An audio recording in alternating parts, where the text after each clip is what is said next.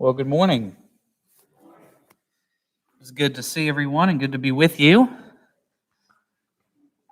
Before we get started this morning, be turning in your Bibles to Ecclesiastes. And I've asked Sean if he would open us with a prayer.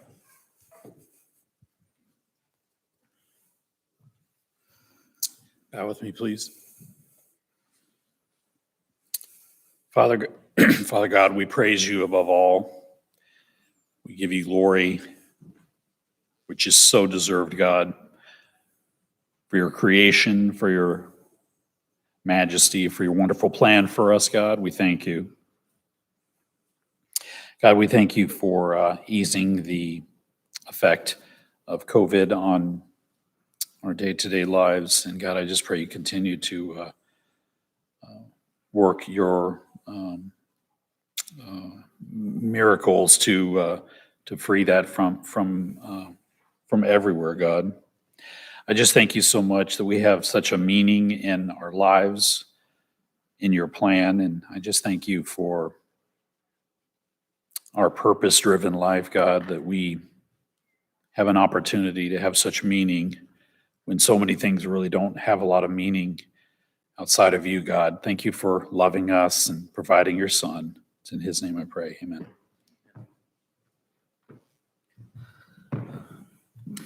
All right, Ecclesiastes Chapter 1 is where we are continuing.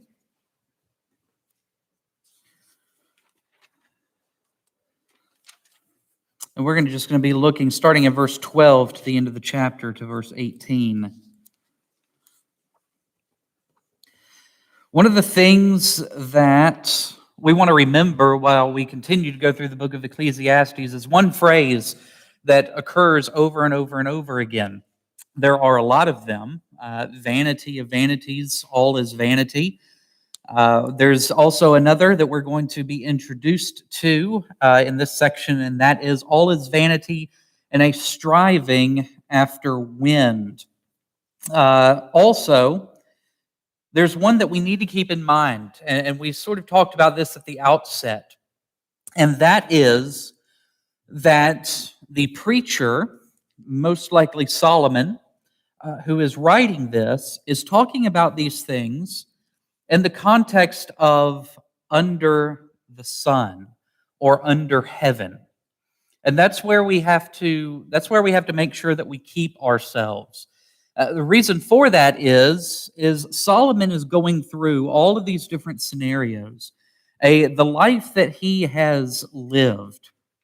And he is seeing how he desired to know, to experience.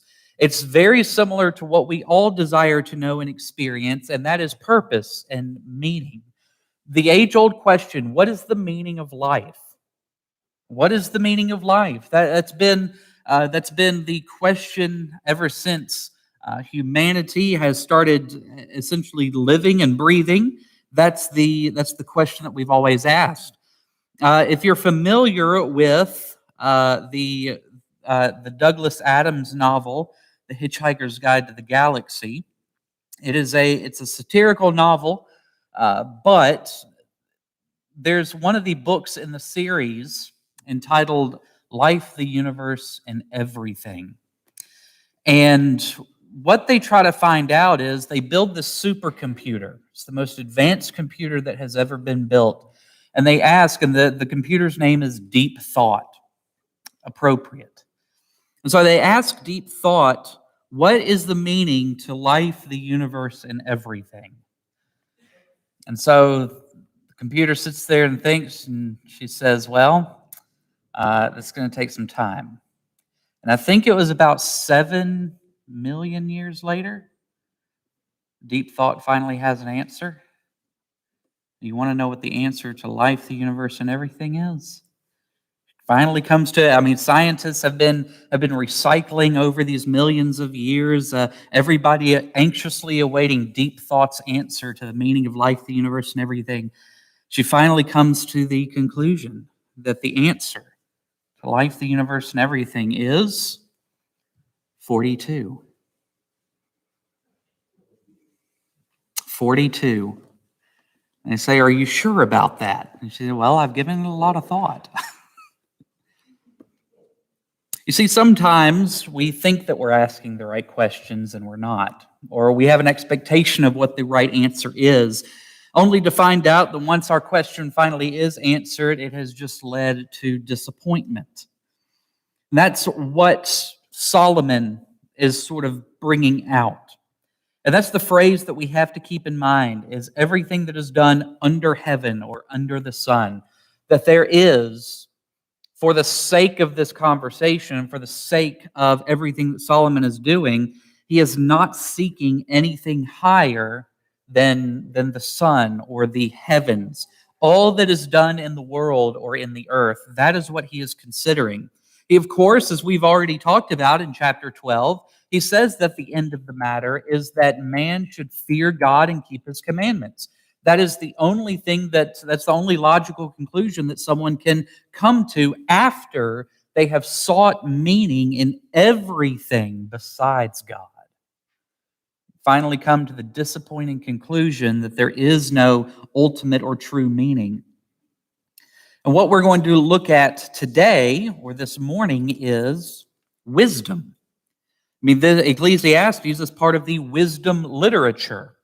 Psalms, Proverbs, and Ecclesiastes is commonly that grouping of wisdom literature that we find in the Bible. We have to keep in mind again that we are talking about wisdom from a purely human perspective. We are not reaching toward anything higher than what man's ability and man's intellect is. And isn't that what Solomon asked for? And not just that, he didn't just ask for it, he took opportunity. That when God said, "Ask of me anything that you will, and I will give it to you," he didn't ask for riches or for fame or for anything personally for himself, but instead he asked God for wisdom. And wisdom unlike anyone else has had or will have. And it was for the purpose of guiding and of leading God's people. He wanted wisdom for the sake of Israel and for the sake of God's people, not necessarily for himself. God was impressed by this answer and says, "Not only will I give you that, but I will cause you to exceed and excel beyond anybody who is before or after you." But we read in verse 12, starting there, where he says, "I, the preacher, have been king over Israel in Jerusalem, and I applied my heart to seek and to search out by wisdom all that is done under the sun." Solomon is seeking these things out, and it's not just that, but he's seeking to make sense of all of these things. What do we need in order to make sense of the world? What do we need in order to live rightly, I suppose we could say? Even from a human perspective, we all desire at some point to live rightly, to live a life that is worthy of something, to live a life that is leading and going in the proper direction. We need wisdom in order to do that. It's not just knowledge. We can have all the knowledge in the world, but it is that knowledge applied in a right way. And so he says there in verse 13, "I applied my heart." It is not just that it was that this was something he wanted to do, or it was a desire of his. The word there denotes the center of one's inner life, including mind, will, emotions. Everything about Solomon desired to seek these things out, to make sense of life and the things that happen in life. He applied his heart, his entire being, to seek and to search out by wisdom all that is done under heaven. What is it that mankind is involved in? I want to understand it. I want to make sense of it. Isn't that what we all still desire? We look out into the world today and we see all sorts of things going on. The only thing that we truly want, really, is just to make sense of it. Whether it's right, whether it's wrong, that's an important conversation to have. But we just want to make sense of it. Why is this happening? What is the point? What is the purpose? What is it all leading to? And you know one of the conclusions that Solomon comes to? It's right there in verse 13. It is an unhappy business that God has given to the children of man to be busy with. It's an unhappy business. Solomon started finding out very quickly, and we will too, that this is not something to be taken with really any ounce of joy. It doesn't take us long to realize that. That we look out into the world and we see the things that people are involved with, and the more we try to make sense of it, the more it doesn't make sense. And we ask the question, why has God given us this task? Why has God done this to us, essentially? And we realize that if this is what it's all about, then God, what God has given us, it's an unhappy business. And He doesn't just mean that it makes us unhappy. The phrasing there and the wording there is a little bit more extreme. That it is not just, it doesn't just make us unhappy. It's actually bad. It's actually evil. The business that God has, God must be playing some kind of cruel joke. That if we look around and we try to make sense of it, only to realize that we can't make sense of it. But the more that we try to make sense of it, the more unsensible it becomes. And we never reach a conclusion.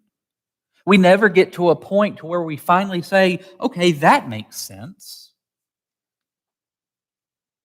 In verse 14, he says, I have seen everything that is done under the sun.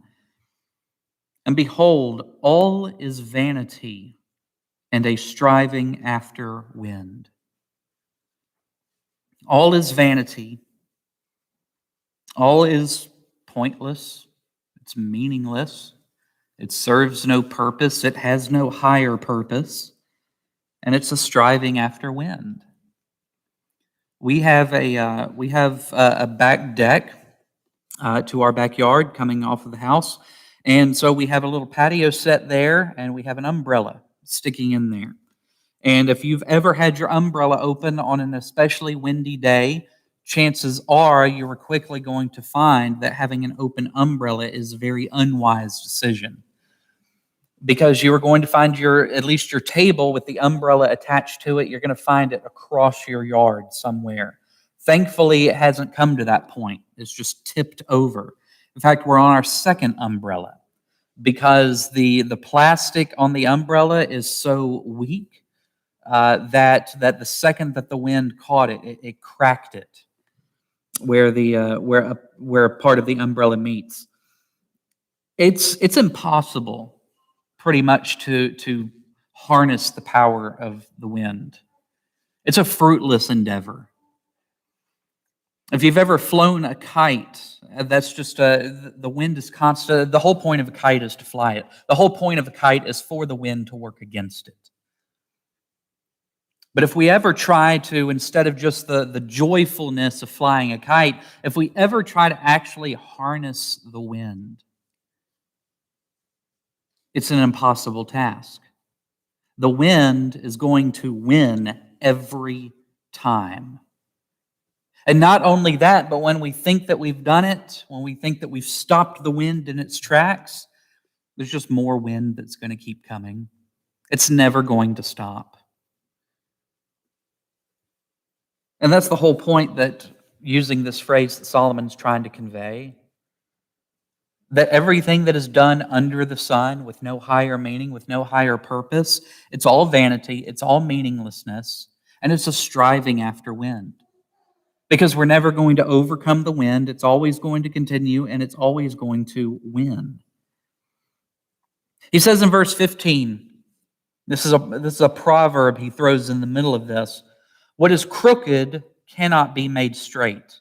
What is lacking cannot be counted. I really like this one. I'm a huge fan of the movie Ghostbusters. That's my era. I was born in 1985. Ghostbusters came out a year before I was born. So at least I can always say, no matter how old I get, Ghostbusters will always be a year older than me. One of my favorite movies growing up, and I believe it was actually in the second Ghostbusters movie, where they're in a nursery and they're investigating some paranormal event, and it's in a nursery with all these baby toys everywhere, and so one of the characters asks Egon, who's the scientist, the brainiac of the group, if he had any toys when he was growing up. And he said, well, I had half a Slinky. He said, and I straightened it. It's those little jokes throughout those movies that if you're not careful to pay attention, those will slip by you. But here Solomon says, what is crooked cannot be made straight. If you've ever had something that has been dented or that has been bent, and you try to fix it, you're never going to get it back to where it originally was. You're either going to overcompensate and you're just going to dent it the other way, even worse, or it's always going to have, if it's something that has been crooked and you try to make it straight, it's always going to have that crimp in it. The whole point of this is that what is wrong cannot be made right. You might say, well, Jack, that's not the case. There are plenty of wrongs that occur in the world that have been made right. Every single one of them. Especially when it comes to man's wisdom. Every single wrong, when it's been corrected, has been made totally right. All injustice has been fairly corrected. No. And that just goes with so many things in life. It's not just the big things, it's the small things too. Solomon finally got to the point to where he realized there's so much that goes on in the world that it's so crooked, that it just moves in so many different directions. There's no way that you can actually go and correct it. You can't make what is crooked straight. You just can't do it. And not only that, and what is lacking cannot be counted. They always say, you don't know what you don't know. Sometimes they say ignorance is bliss. That can certainly be true in some situations. But the more you find out things, the more you realize how much is truly wrong in the world. Have you ever found out something, you say, I just wish I hadn't heard that. I wish that I did not know that right now. Because that's just thrown a wrench in all of my gears.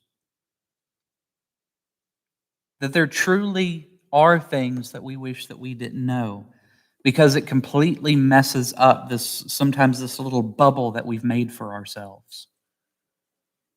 That has introduced something that I did not account for. And no matter how much we try to account for everything, there's always going to be something that we didn't know. And in more situations than not, what we didn't know that we now know is going to make things worse. Now we have to rework our entire framework. We have to rework the algorithm. We have to do all of these things to account for this new piece of information that doesn't make anything better. And you know what? You live long enough, it certainly becomes true that what you don't know, or you don't know what you don't know. More and more things start to creep up. You find out more and more information throughout your life, to where you finally realize that the amount of things that I don't know is endless, just within my capacity. How many lifetimes would it take for someone to finally know everything? I think that we would probably still be counting. And so this proverb is hopefully doing its job in once again causing us to realize the desperate situation that mankind finds itself in. What is crooked cannot be made straight. No matter how hard you try, no matter how hard you fight, it's just not going to happen. And also, what is lacking? What do I need in order to live a fulfilling life? What do I need in order to come to a satisfied point to where I'm completely content? What is lacking cannot be counted. Because when you think that you've gotten there, you realize I'm nowhere near the finish line. I'm nowhere near the point to where I can be completely content. Any thoughts, questions, or comments?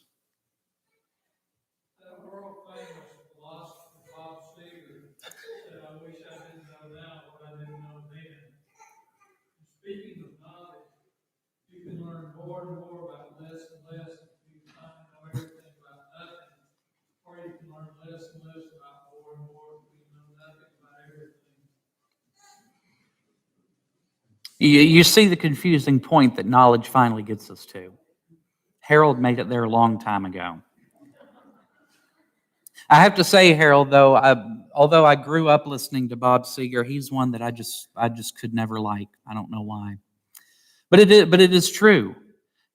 And again, just like we looked at last week with the Pink Floyd lyrics, it comes to the point where everybody realizes this at some point or another. And it's those who have been especially gifted within the world to write poetry or to write novels or to write songs that people who hold those professions or hold those artistic expressions, they can't help but begin to write about that stuff because it is the vexation of mankind. Every generation is going to come to that point, and those who are the poets of the culture are eventually going to express it. Any other thoughts? Yes. I'm a bit confused about whether we're reading Solomon or disagreeing. Solomon spoke from his experience. He had past experience. Mm-hmm. I don't want to disagree with him. But in our time, we do have instances where truth is made straight or things that are wrong and made right, at least on the surface of things. Mm-hmm. So maybe we need to look at a different way of understanding this. That Solomon is talking about past history. When an event changes, it's an event. We can undo, but it's still there. It's still an event. It's like when we say something, we can't unsay it once it's out there. Mm-hmm.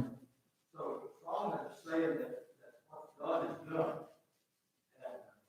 And in my judgment, he's not really talking about way down in the future, maybe in our own time, when technology has changed and allowed us to straighten the or whatever, or make an apology and undo some wrong. He's talking about what has passed.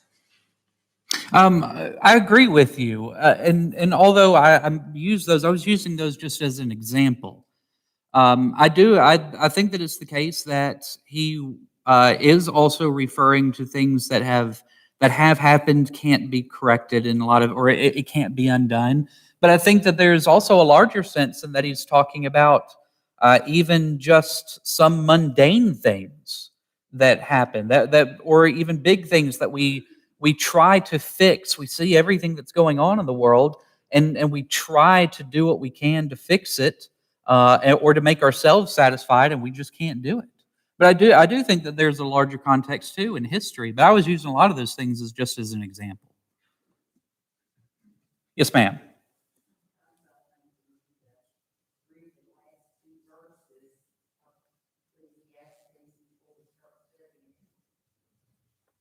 Okay.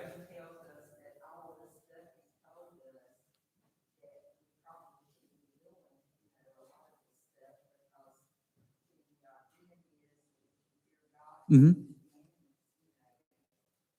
Oh, well, and that's absolutely right, and that's why I said that we need to make sure that in some ways that when we read this, uh, and just as Tony said, Solomon is speaking from his experience, and it's things that are done under the sun. So he's and notice through all of this, except in a couple of places throughout the book, he's not inquiring of God. He's not bringing scripture in. He's not bringing prayer into it. He's just talking about in our immediate experience of trying to seek fulfillment and meaningfulness, that when we try to do that just with what's under the sun, we're not going to get there. But no, I completely agree with you and that's ultimately going to be the conclusion of everything. But we're not quite there yet. But so he's talking about the vexation of it all. Absolutely, I agree with you. Anyone else? Those that are in the world, without God, without Christ, without faith, then it is hopeless, Hmm. and there's no purpose ultimately in their lives other than to live and get all the toys they can and die and that's it. And that's pretty pessimistic, the way to live in life. So it's different, for those of faith. There's something else coming, Hmm. better, gives us purpose and hope and so forth.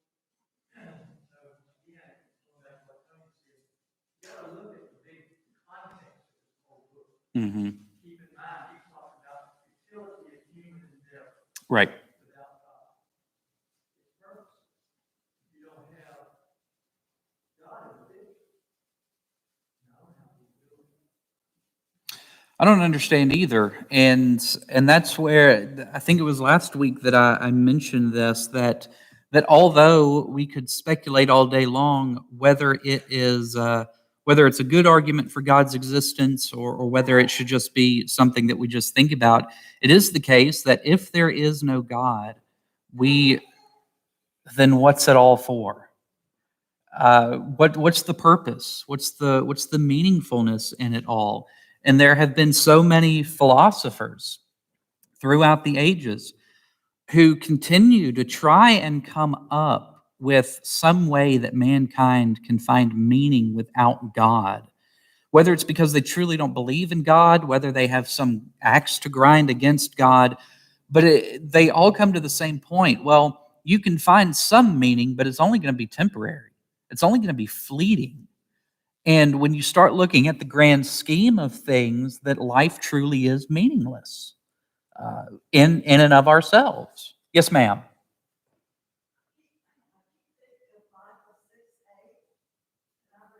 Sure.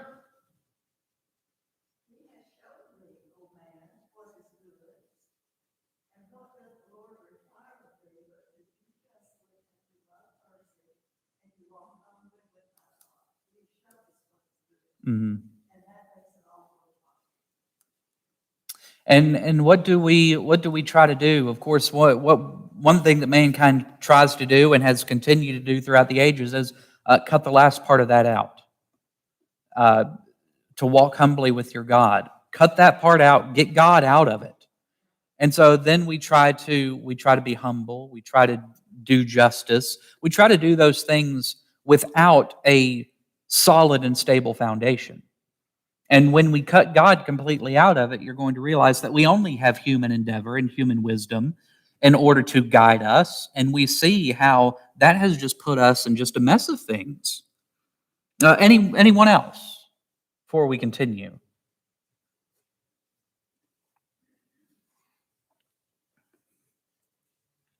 In verse 16, Solomon now begins an inward reflection.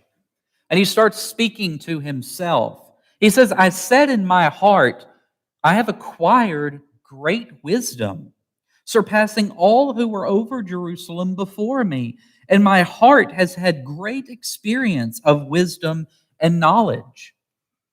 Solomon identifies himself as one who does have great wisdom, one who is in a position to be able to weigh all of these things, to look at human experience everything under the sun. Look at human experience and of all people who are human, he should be able to figure it out. He should be the one to be able to weigh these things and to finally tread a path or tread a course in human development and in human wisdom to be able to get mankind in a place where it needs to go, or at least Israel. And I applied my heart, there it is again, his entire being, to know wisdom and to know madness and folly. So it's not only that he has now applied wisdom and he has sought after wisdom, but also madness and folly. We're not talking about the opposite of being wise. We're not talking about, well, I tried being wise in everything, so now just let me be a fool in everything. He's talking about, I've tried wisdom in everything, so let me, and we're even going to see this, that once he starts in to a lot of other things, that he says, wisdom was still guiding my heart. My heart was still being guided by wisdom. But what he's talking about here with madness and folly is immorality. Living a life that is completely apart from God, or at least the actions that reflect that.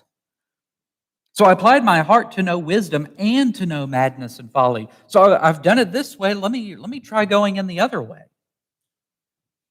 But what did he find?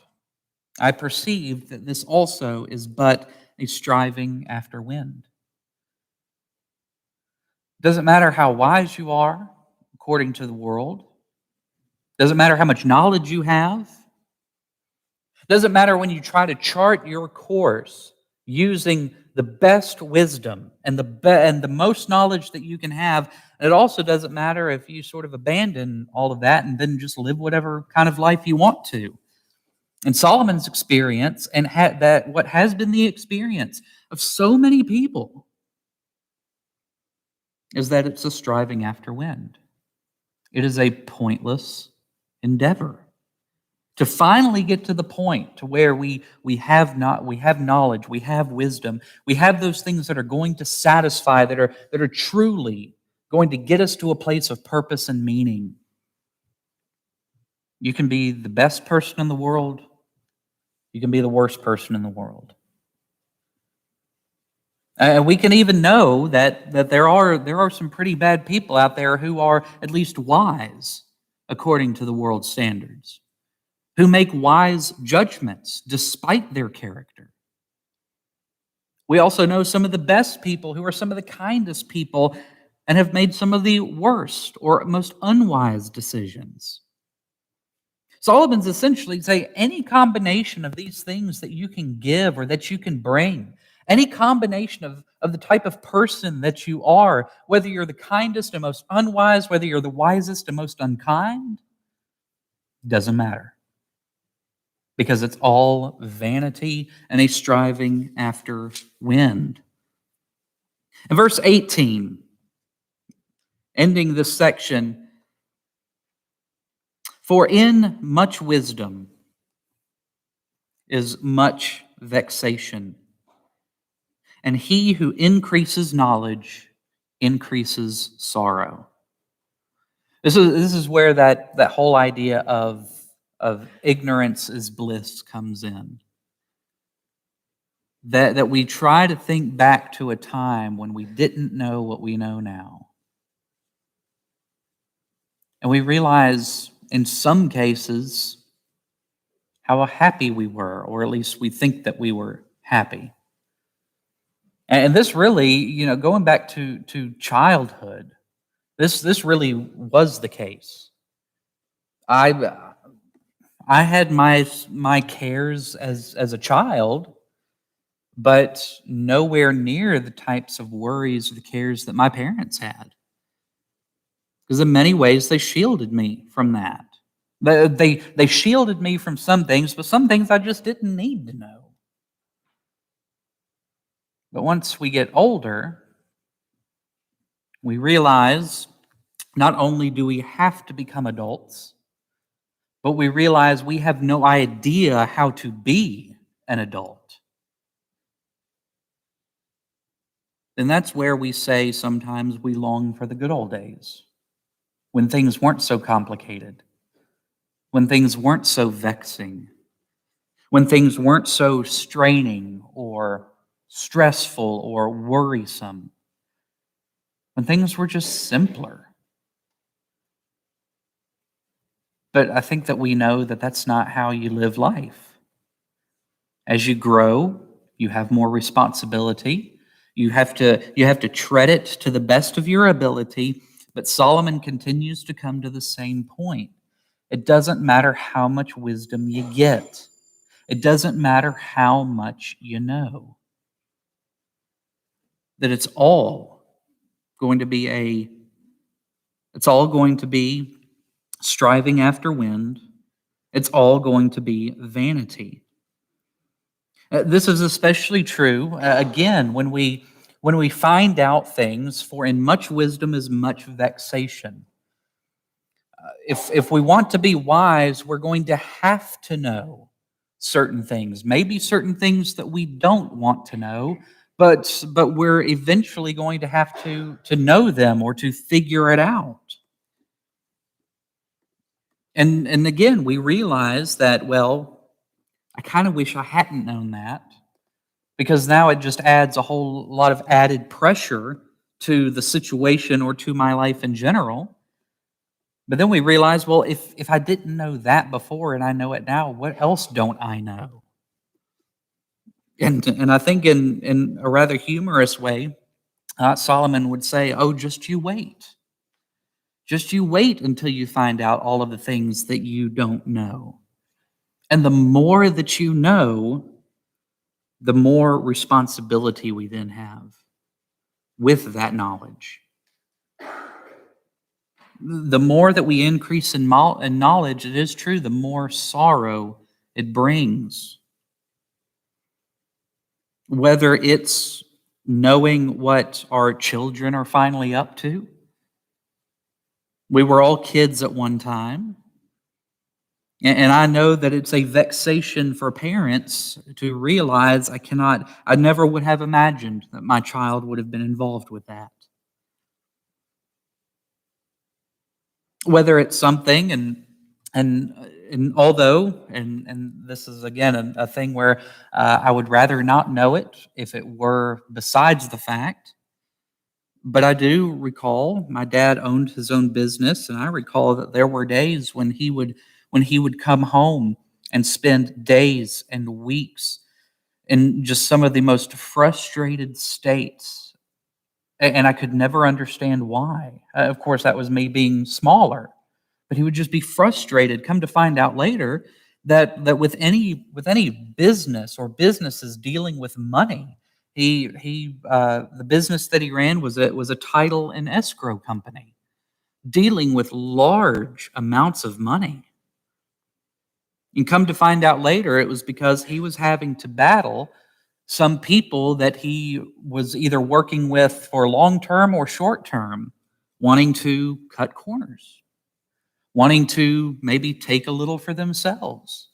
And he was finally realizing that those were the things that he was having to deal with. So whether it's not just finding out what our children are up to, and we wish that we hadn't known that, but of course now we're happy that we know it, but it also brings so much sorrow and vexation with it. So it is with things like business. Well, I wish I hadn't known that. But now I'm happy that I know it, but now it's just brought a whole new set of problems in with it.